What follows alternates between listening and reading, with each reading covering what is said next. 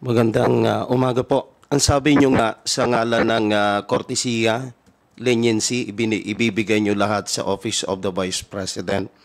Naghintay kayo kahapon, maghihintay kayo ngayon, bukas, siguro hanggat magpakailanman. So, ang sabi nga ni Congressman Kunghon, kaya sabi ko, hiramin ko si Tita Mili. First time na nangyari ito.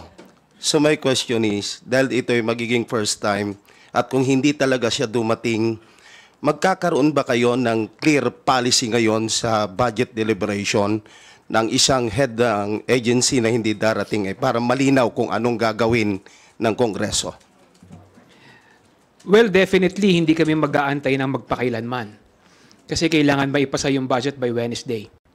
At hindi ito mapipigilan ng opisina ng Vice President na maipasa ng Kongreso ang budget come Wednesday. Yun nga lang, katulad nga ng sinabi natin kanina, first time nangyari ito, at kailangan din magdesisyon ang mayorya or ang mga miyembro ng Kamara kung ano ang gagawin dito. Dahil yun nga, first time na nangyari ito, at kailangan mag-usap-usap ang miyembro ng Kongreso kung paano i-approach.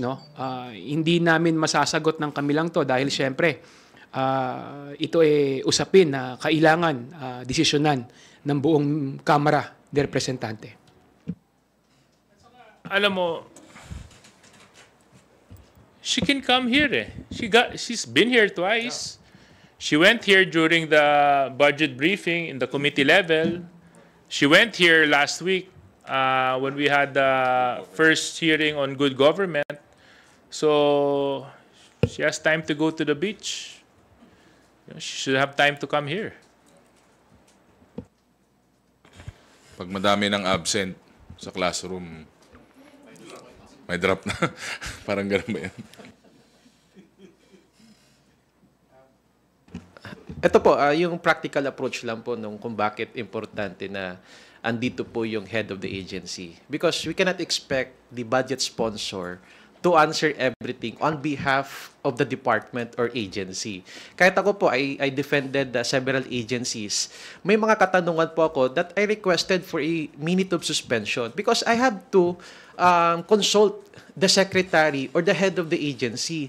So, yun lang po yung kasi yung practical approach kung bakit kailangan po nandito yung ating pong head of the agency or even officials from a particular department or agency para tulungan po yung budget sponsor na nagdedepensa po ng kanilang budget. So, yun ang mawawala ngayon kasi we're talking about first time. And magiging ano po ito it will set as a bad precedent.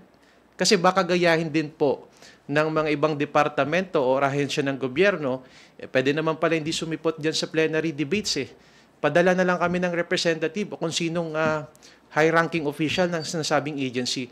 That is why it's very important that wag natin baliin ito pong naging tradisyon na dito po sa Kongreso that all government or all heads of the government agencies must appear before the plenary. Ginawa po natin yan doon sa Committee on Appropriations Budget Hearing.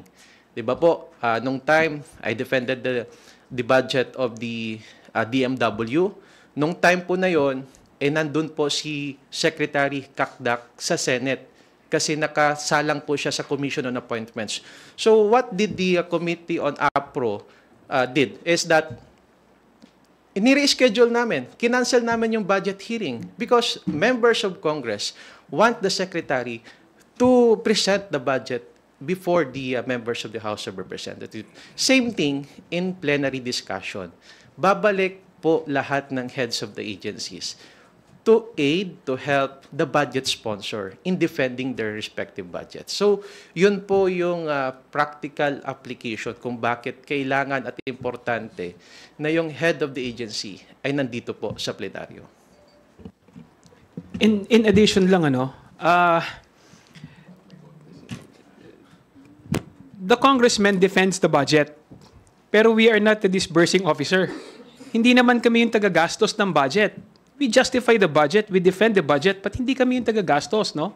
So, kailangan mismo kung sino yung gumagastos ng budget, dapat sila yung naandito para sabihin kung paano nila ginagastos yung budget ng ahensya. At yun yung nakakalungkot, no? At yun yung nakakaawa sa sitwasyon ni Kong Sia. Maraming katanungan ng mga miyembro ng Kongreso na siguradong hindi niya masasagot pag wala rito yung mga opisyalis ng OVP. Dahil sila yung nag-disburse, sila yung gumastos, sila yung gumamit ng pera. At sila pa rin yung gagamit ng pera nitong 2025. So kailangan nandito sila para ipaliwanag kung paano at saan nila gagamitin yung budget na ipinagkakatiwala sa kanila ng mamamayan. Just to add lang po siguro, I think we're all in agreement here that we will not shift our rules for accommodating incidents such as this. On the part of the minority naman po, there might be a confusion, no, that we might be happy if there is no one to help the budget sponsor to defend it. We can say whatever you want. But that's far from the truth. Hindi rin naman yun yung gusto namin. What we're here for in the budget is to find answers, to seek answers, to clarify, to explain bakit po ganito yung budget. When you don't have a resource person around to aid the budget sponsor, not so much as to defend, but to to put substance into the budget, it becomes a lost cause. So, and I think regarding the rules, this is the first time lang po siguro, and hopefully it is the last. This would be the first time that an official has failed to reach the bare minimum of decency to at least appear po, no, or at least send a representative. But we're still hopeful that this would not be repeated. And we're still hopeful that the bare minimum of attendance would be, continued by other members. So I don't think we will have to change our rules for this po. Thank you. The next question. May follow-up lang. Oh, okay. Go ahead, Vic. Just Sorry. one follow-up na lang po. Based on your explanation nga po na hindi nyo babaliin yung rules ng plenary regarding budget deliberation. So, is it possible na kung talagang hindi siya darating as a matter of parliamentary procedure, may miyembro na tatayo na lang mag-move to adopt the recommendation of the Appropriations Committee? Again, I guess we will cross the bridge when we get there. Kasi like for today, we're still waiting for the officials from the Office of the Vice President to appear. So malay nyo, magkaroon po ng himala. Mamayang hapon dumating. Di at least hindi mangyayari yung nabanggit po ninyo, sir, no?